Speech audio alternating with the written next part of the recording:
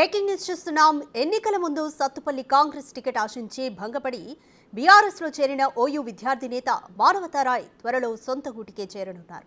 ఇప్పటికే కాంగ్రెస్ పెద్దలతో మానవతారాయ్ చర్చలు జరిపారు. ఆయన చేరికకు కాంగ్రెస్ అధిష్టానం గ్రీన్ సిగ్నల్ ఇచ్చిందని సమాచారం. కాంగ్రెస్ లో 23 ఏళ్లుగా సేవలందిస్తున్న తనను కాదని వేరే వారికి టికెట్ కేటాయించడాన్ని నిరసిస్తూ మానవతారాయ్ పార్టీ మారిన విషయం తెలిసిందే.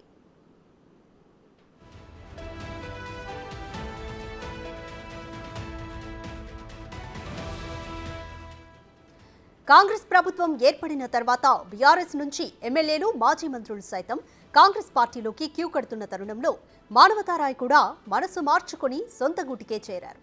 ఆయనతో పాటు కేయూ, ఓయూ, జేఏసీ, బీఆర్ఎస్ నేతలు కాంగ్రెస్ కండువా కప్పుకొనున్నారు.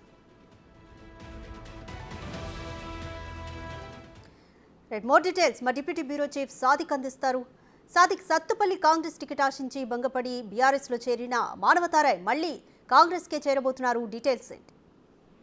ఎస్ రాధిక, కాంగ్రెస్ పార్టీలో గర్వాపసి కార్యక్రమం కొనసాగుతోంది. అది ఉవ్వెత్తున జరగబోతుంది.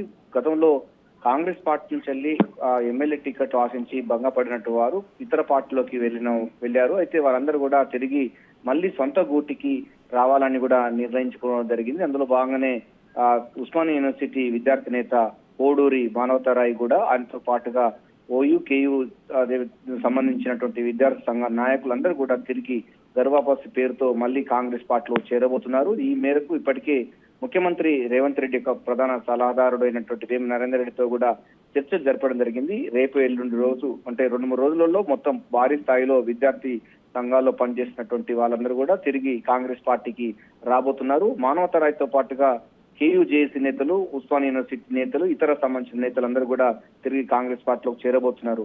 గతంలో సత్తుపల్లి నియోజకవర్గానికి అసెంబ్లీ సీటు రావాలని ఆశించారు మానవతారాయ్. ఎవరు బుజ్జగించకపోవడంతో ఆయన ఆవేదన చెంది ఇతర పార్టీ చేరారు. తిరిగి కాంగ్రెస్ ప్రభుత్వం రావడంతో మళ్ళీ గర్వాపసి పేరుతో మళ్ళీ కాంగ్రెస్ పార్టీలకి సొంత గూటికి చేరుకోబోతున్నారు. Radhika. Right sir, thank you sir.